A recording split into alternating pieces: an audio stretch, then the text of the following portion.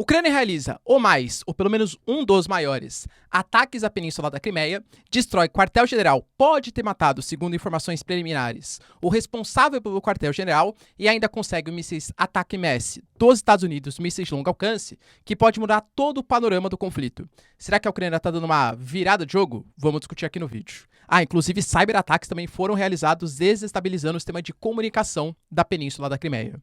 Notícias importantes também relacionadas. Há uma meio que volta atrás da Polônia, anunciando que está sim, entre aspas, chateada com a Ucrânia, mas que vai continuar fornecendo armamentos, só que não nesse momento, vamos entender como.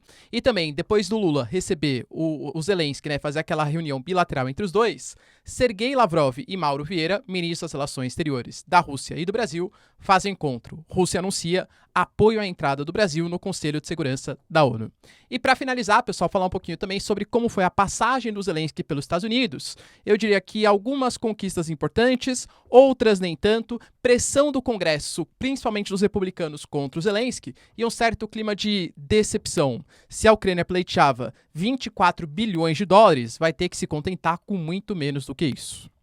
Se vocês querem entender um pouco mais sobre esses assuntos, e muito mais também sobre geografia, geopolítica, atualidades, política, polêmicas, enfim, tudo para você se manter sempre bem atualizado, já se inscreve no canal, deixa seu like, compartilha esse vídeo, que eu, professor Ricardo, conto muito com a sua ajuda. Belezinha?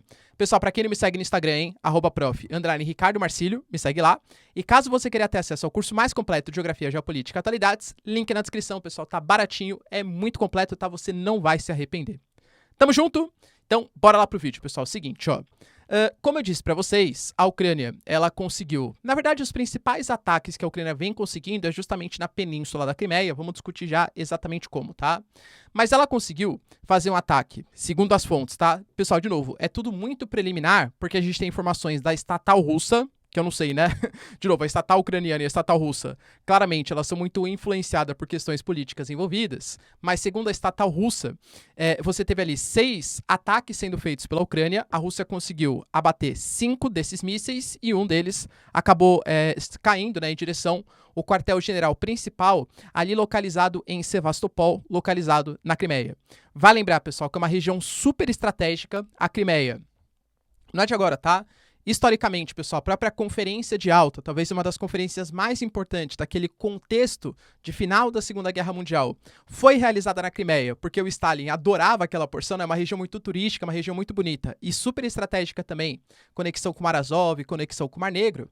A Ucrânia vem realizando consecutivos ataques. E dessa vez, pessoal, o ataque que aconteceu destruiu o quartel-general, que além de tudo, é uma região assim histórica para os russos, geopoliticamente e militarmente super estratégico. E segundo informações preliminares, pode ter, inclusive, não posso falar aqui no YouTube, mas tá, enfim, o principal comandante da porção. A Rússia confirmou que um militar morreu, mas sem explicar exatamente quem foi, tá? Além disso, pessoal, a gente teve também ataques, não um ataque, mas consequências indiretas para a principal estação de energia local e também o teatro da porção acabou ficando danificado. Pessoal, só um pequeno comentário. Nem que foi só um míssil que pegou, é verdade de fato, tá? Existem algumas mídias colocando, inclusive com essa foto que eu tô compartilhando com vocês, que outros mísseis, talvez 2 ou 3, chegaram a atingir a Crimeia. Querendo ou não, pessoal, a gente teve também um cyberataque sendo realizado. Aparentemente, a comunicação já foi restabelecida, tá? A Rússia conseguiu conter cyberataques, mas desestabilizou. Está atacando um ponto militar super relevante. Teve a recomendação, por exemplo, do governador local, colocado pelos russos, falando para essas principais regiões que são turísticas, são bastante movimentadas, as pessoas evitarem sair às ruas, pelo menos nesse momento. Isso já causa uma sensação de vitória. Pessoal, pelo menos simbolicamente, é super relevante. E vai lembrar que não é a primeira vez na Crimeia. A gente teve, por exemplo, aí não tão recentemente, mas tivemos ataques. A ponte da Crimeia, por exemplo, porque é um símbolo do Putin de ligação à Rússia até a Crimeia, foi atacado, já foi estabelecido, claro, mas foi atacado. A gente teve, o caso, pessoal, há 10 dias, mais ou menos, de uma série de drones e mísseis de cruzeiro que atacaram e, inclusive, conseguiram destruir uma embarcação e um submarino, coisa que não acontecia na Rússia há pelo menos 80 anos. E vale lembrar, pessoal, que nesse momento a contraofensiva ela vem acontecendo de maneira lenta, dura e sangrenta, segundo o próprio Estados Unidos, mas um dos principais objetivos é chegar até Tokmak, que é uma cidade super estratégica porque dali, Com os mísseis que a Ucrânia já tem hoje, ela poderia atacar pontos de infraestrutura da Crimeia. O próprio Zelensky fala, tá? Olha, a guerra começou na Crimeia em 2013, 2014 e ela vai terminar na Crimeia também, tá? Professor, você acha então que isso assim vai desmoralizar completamente os russos? Pessoal, muito difícil saber, tá? E aqui de novo, eu sei que tem gente, né? Meu Deus, ele está falando que a Ucrânia atacou, ele é pró-OTAN. Meu Deus, mas ele está falando que não vai mudar tanto, ele é pró-Rússia. No mesmo vídeo, né, eu sou criticado por ser russete e ser cadalinho, enfim, né, da OTAN várias vezes aí, tá? Não tem nenhum problema. Cara, meu compromisso aqui é com a informação e com a análise geopolítica, tá? Eu acho que, assim, do ponto de vista simbólico, é claro que isso é muito significativo. A gente está falando, pessoal, de uma região que a Rússia sabe que vai ser atacada e ataques importantes estão acontecendo sem uma contenção dos russos e, querendo ou não, se a contraofensiva avançar até Tokmak, coisa que eu acho difícil, porque vai começar o período chuvoso, depois o período de neve, e aí é mais tempo para a Rússia conseguir montar suas posições e, querendo ou não, conseguiu avançar até Robotini, mas dali, pessoal, até Tokmak é uma longa distância que os ucranianos estão penando para conseguir avançar. Tá muito longe, mas querendo ou não, pessoal, simbolicamente, ainda mais dentro de um contexto do Ocidente, ficando um pouco reticente em mandar ajuda, vamos discutir aqui a questão dos Estados Unidos, eu diria que foi uma mensagem importante, entre aspas, que o Zelensky mandou, e inclusive, talvez não por coincidência, tenha acontecido justamente depois dos Estados Unidos receber muito mal o Zelensky e fornecer menos do que o Zelensky tinha pedido, pelo menos inicialmente, para mostrar que a Ucrânia pode ter sim sucesso nessa contraofensiva. Então, simbolicamente importante, do ponto de vista militar, eu acho que foi mais relevante o ataque que aconteceu semana passada, que destruiu inclusive lançadores importantes da Rússia, do que propriamente o ataque ao quartel. Simbolicamente legal, mas militarmente também não vejo se foi um grande avanço dos ucranianos. Você concorda com a análise? Deixa aí nos comentários se você acha que isso representa uma virada de chave na contraofensiva ucraniana. A gente teve também, pessoal, a Polônia meio que voltando atrás peronomútil. Falei para vocês ontem no vídeo que a Polônia ela tinha anunciado que não vai mais repassar armas para a Ucrânia. Isso tinha muito mais a ver com questões econômicas do que propriamente com questões geopolíticas e militares. É óbvio que a Polônia se sente ameaçada pelos russos. A gente sabe que tem o corredor Suwałki, Belarus, é um grande aliado, inclusive, né, dos russos. O próprio Lukashenko, tá? Ele falou isso. Assim, ó, não pensem vocês que a Polônia, ela tá agora ameaçando a Ucrânia porque é uma coisa própria dela. É o Ocidente que está cansado, entre aspas, do Zelensky e está utilizando a Polônia como bode expiatório para fazer reclamações oficiais contra o Zelensky. Dentro dessa premissa, o que de fato aconteceu, né? A gente sabe, pessoal, que a Ucrânia não conseguiu exportar os seus grãos pelo porto de Odessa e outros portos que conectavam com o Mar Negro, e o próprio porto de Ismail, conectando com o Rio Danúbio e chegando até a Croácia para ser exportado pelo Mar Adriático, também estava com dificuldades por ataque dos russos. Então a Ucrânia ela ficou com um monte de grãos ali estocados e não conseguia vender os produtos. A Comissão Europeia autorizou os grãos entrarem no mercado da União Europeia, só que daí Polônia, República Tcheca, Eslováquia, a Hungria, pessoal, a Romênia, a Bulgária, foram países que reclamaram demais porque os grãos ucranianos são mais competitivos e como eles estão super estocados, querendo ou não, lei da oferta e da procura, eles ficam mais baratos. Polônia, Hungria e a Eslováquia reclamaram, e a Romênia e a Bulgária também, tá? E permitiram que o seu país fosse uma passagem de grãos, mas os grãos não poderiam ser comercializados no mercado interno deles. Como consequência, pessoal, o Zelensky, ele fez uma reclamação formal na OMC reclamando. E aí os países se sentiram meio traídos, principalmente a Polônia. Poxa, como assim? Eu ajudei vocês desde o princípio da contraofensiva. E óbvio, né, pessoal? Nossa, como os poloneses gostam dos ucranianos. Não, é porque eles, né, sentem uma rejeição maior em relação aos russos, né? Não existe bonzinho na geopolítica. Geopolítica é o jogo dos interesses. E o Zelensky, ele levou essa reclamação, inclusive, para a ONU, tá? Vai lembrar, pessoal, que ele falou que é alarmante como alguns países da Europa representam a solidariedade em um teatro político, segundo ele, fazendo uma obra de suspense com os cereais. Ele, inclusive, chamou essa decisão de não permitir que a Ucrânia venda seus grãos no mercado, que venda os mercados internos da Polônia e tal, como injustificável e hipócrita. E a Polônia, vendo isso com uma espécie de ingratidão, resolveu não só continuar com as sanções, utilizando como corredor, mas não vendendo no mercado interno, como ameaçou, inclusive, boicotar outros produtos dos ucranianos. Vai lembrar, pessoal, que a Polônia falou que é injustificável esse tipo de medida, porque os grãos ucranianos entrando no mercado polonês destroem o setor primário local. Claro, pessoal, não dá para ser inocente, né? Que nem eu digo, é tudo jogo de interesses. A gente está num período pré-eleitoral na Polônia. Dia 15/10, a gente vai ter eleições parlamentares, é em meio em campanha eleitoral. Óbvio que um país, cara, que tem alta participação do setor primário no PIB, o político, os parlamentares, o partido que representar o interesse do setor primário em detrimento das questões geopolíticas, vai ganhar força com o setor primário, que é uma base importante de votos para você conseguir ser eleito. Então, essa briga que está sendo comprada, eu não penso, tá, que a Polônia vai se tornar uma inimiga da Ucrânia ou coisa que valha, mas é para chamar atenção para uma causa que a Polônia não pode receber esses grãos, sem nenhum tipo de imposto, sem nenhum tipo de barreira alfandegária, deixando seus produtores locais desprotegidos, entre aspas, em detrimento de uma suposta ajuda para a Ucrânia. Então a Polônia até já anunciou, né, Leon? O que eu quis dizer, na verdade, é que a Ucrânia, a Polônia nesse momento está se armando um pouco mais, com o Black Panther, com o sistema HIMARS, que era com mísseis de longo alcance, né? Com o M1 Abrams, que vai chegar, inclusive, dos Estados Unidos. Então essas armas mais modernas são pra gente. A gente não repassará para os ucranianos. Mas não que eu não vou mandar mais armas para a Ucrânia. Isso no futuro pode acontecer novamente, tá?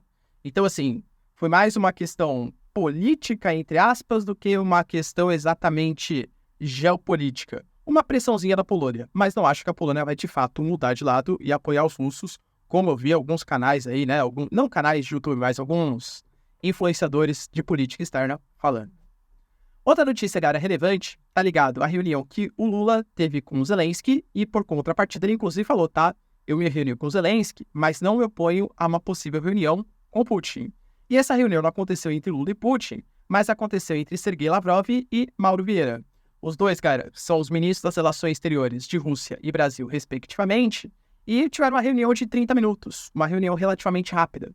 Na prática, pessoal, o que foi divulgado pelos dois países é o posicionamento da Rússia em favor ao Brasil. Ou seja, a Rússia compactou com o desejo do Brasil de entrar no Conselho de Segurança Permanente da ONU. Cara, isso soa com música para os ouvidos do Brasil. Se tem um desejo que o Brasil tem, principalmente o governo Lula, desde o primeiro governo Lula, vide criação do G4ONU, etc., é a participação como membro efetivo do Conselho de Segurança Permanente da ONU. E o Brasil, recebendo apoio da Rússia, é óbvio, cara, que vai geopoliticamente, né, fica mais atraído aí pelas palavras do Sergei Lavrov. Se na prática isso vai acontecer, vamos aguardar cenas dos próximos capítulos. A China ainda é um pouco reticente com esse apoio da entrada do Brasil. Vale lembrar, pessoal, que supostamente o Brasil só aceitou os novos membros dos BRICS, pedido da China, em troca do apoio chinês para a reforma do Conselho de Segurança Permanente da ONU e apoio à entrada do Brasil. Mas uma coisa são as promessas, outra coisa é a prática, né? Vamos ver se o Brasil, de fato, entra no Conselho de Segurança da ONU. E para finalizar, pessoal, notícia importante também da visita do Zelensky aos Estados Unidos. Inclusive visita longa, né? Porque participou, pessoal, da reunião na ONU, da Assembleia Geral, depois se reuniu com Lloyd Austin, se reuniu com Kevin McCarthy, se reuniu com Biden na Casa Branca. E basicamente, pessoal, sinteticamente, a visita do Zelensky, ela teve um quê de pedido de ajuda de recursos. A gente quer recursos, a gente quer equipamentos. O Zelensky, inclusive, ele falou, tá? Sem os Estados Unidos, sem o Ocidente, a guerra com a Ucrânia é uma guerra perdida. E, de fato, galera, acho que nem mais o que apoia a Ucrânia sabe, né? Que é uma guerra entre Rússia e OTAN, exatamente. Se fosse uma guerra entre Rússia e Ucrânia, de verdade, os ucranianos resistiram bravamente no início do conflito e conseguiram reprimir. No início eles estavam sozinhos, hein? Ataques importantes vindos do norte de Belarus não conseguiram chegar até Kiev. Mas numa guerra a longo prazo, a diferença é muito grande entre Rússia e Ucrânia. Então precisa dos equipamentos ocidentais. Uma coisa que o Zelensky falou e acho que todo mundo concorda, claro, né? Mas nessa visita, grandes mídias, tá? Você tem aí, pessoal, The Guardian, por exemplo, colocando que foi o pior clima que o Zelensky já foi recebido nos Estados Unidos. Porque, de novo, a gente está no momento pré-eleitoral. E a contraofensiva, ela tá lenta, ela tá dolorosa, ela tá sangrenta e não está conseguindo importantes avanços. Até por isso que eu coloquei para vocês no começo do vídeo que o ataque à Crimeia, ele é muito simbólico para mostrar uma reação dos ucranianos. Isso precisa ser exposto para o Ocidente até para comover a política internacional. A própria CNN, pessoal, ela colocou que 55% dos americanos, dos Estados Unidos, né, estadunidenses, eles não concordam mais com o apoio com o repasse de verbas para os ucranianos. Pô, é a maioria da população já, né? E o próprio Kevin McCarthy, quando ele foi se pronunciar, ele falou, olha, o Biden, o Zelensky, ele pertence ao Congresso americano, o Zelensky, ele é presidente dos Estados Unidos, eu quero saber a prestação de contas. Aonde que está o dinheiro que a gente repassou para os ucranianos? Então, o Zelensky, ele foi com a ideia de conseguir 24 bilhões e na prática, pessoal, conseguiu mais ou menos umas... Não sou muito excelente em matemática, mas como colocar umas 7 vezes menos, a gente está falando, pessoal, de um pacote de 325 milhões de dólares. É óbvio que é significativo, né? Mas em relação ao que tinha sido pretendido inicialmente, ele é muito menor. Mas mesmo assim, e aliás, pessoal, o próprio Partido Republicano, ele quis garantir, tá, que não tivessem promessas de pacotes adicionais. A gente vai vendo uma coisa de cada vez. Ponto importante. Teve a confirmação hoje de que mísseis ATAC-MS, que são mísseis, pessoal, de longa distância, de até 300 km de alcance e altíssima precisão, serão cedidos nesse pacote. Por que isso é relevante? Porque a gente está falando, pessoal, de mísseis de longa distância que vão poder quebrar as defensivas russas sem partir para frente do campo de batalha. Lembra que eu falei para vocês da questão de Tokmak? Tokmak, hoje, com o armamento ucraniano, é super relevante dominar Tokmak para conseguir atacar, por exemplo, a Crimeia. Caso a Ucrânia tenha acesso ao ataque MS com o HIMARS, né? HIMARS já tem lá na Ucrânia, mas ele também é adaptável ao HIMARS, dá para você disparar os mísseis com o HIMARS, consegue ter hoje já, consegue atacar a porção da Crimeia hoje já. E, inclusive, por isso que os Estados Unidos estava tão reticente, porque, querendo ou não, pessoal, a Ucrânia agora, com os mísseis ataque MS, vai conseguir atingir, inclusive, pontos dentro do território da Rússia. Não a Crimeia só, necessariamente, tá? Mas pontos dentro do território da Rússia, Rostov, Belgorod e outros pontos geopoliticamente super estratégicos. Os caças F-16, eles não foram garantidos. O Lloyd Austin falou que vai treinar pilotos para realizarem manobras e tal, mas os Estados Unidos ceder, pelo menos por enquanto não. Então eu diria que ficou um certo gosto amargo, porque o ataque MS já era uma coisa meio garantida, confirmou, beleza, mas a ajuda bilionária que o Zelensky queria acabou sendo uma ajuda somente, entre aspas, bilionária, e vamos ver se no futuro essa ajuda vai continuar acontecendo, tá? Então, assim, ponto importante, cara, o que vocês acham? Bom pro Zelensky, ruim pro Zelensky? Qual foi a consequência dessa pedido, né? Lembrando que a mídia internacional colocou um clima péssimo, e o Zelensky, inclusive, na ONU, nervoso, pedindo desesperado ajuda do Ocidente. Você acha que o saldo da visita do Zelensky nos Estados Unidos foi um saldo positivo ou negativo? Deixa aí nos comentários, quero saber a sua opinião. No mais, galera, se vocês curtiram o vídeo, tamo junto, beijos, abraços e tchau, tchau.